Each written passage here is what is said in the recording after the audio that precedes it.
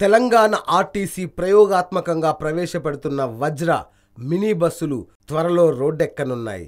దేశంలోనే ఏ రాష్ట్రంలోనూ ఇంత పెద్ద సంఖ్యలో మినీ బస్సులను ప్రవేశపెట్టలేదని రవాణా శాఖ మంత్రి పి. మహేందర్ రెడ్డి చెప్పారు. హైదరాబాద్, నిజామాబాద్, హైదరాబాద్, వరంగల్ మధ్య త్వరలో మినీ బస్సులు ప్రవేశపెట్టేందుకు తెలంగాణ ఆర్టీసీ నిర్ణయించింది. వజ్ర ప్రయాణానికి పునర్నిర్వచనం అనే ట్యాగ్ లైన్ కూడా ఇచ్చారు. ప్రయాణికులకు సౌకర్యవంతంగా ఈ బస్సులను డిజైన్ చేశారు. తొలి దశలో 38 బస్సులు నడపాలని నిర్ణయించారు. నిజామాబాద్లో 3 ప్రాంతాల్లో ప్రయాణికులను ఎక్కించుకొని హైదరాబాద్లో 3 ప్రాంతాల్లో దింపుతారు. అలాగే వరంగల్లో 4 ప్రాంతాల్లో ఎక్కించుకొని హైదరాబాద్లో 4 ప్రాంతాల్లో వదులుతారు.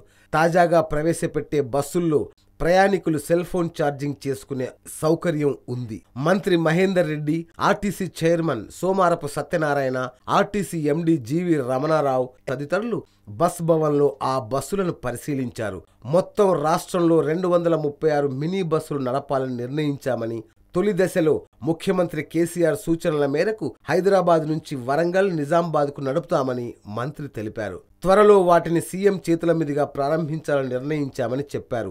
రద్దీ లేని ప్రాంతాల్లో పెద్ద బస్సులు నడపడంతో ఆక్యుపెన్సీ తగ్గడంతో పాటు నష్టాలు వస్తున్నాయన్నారు.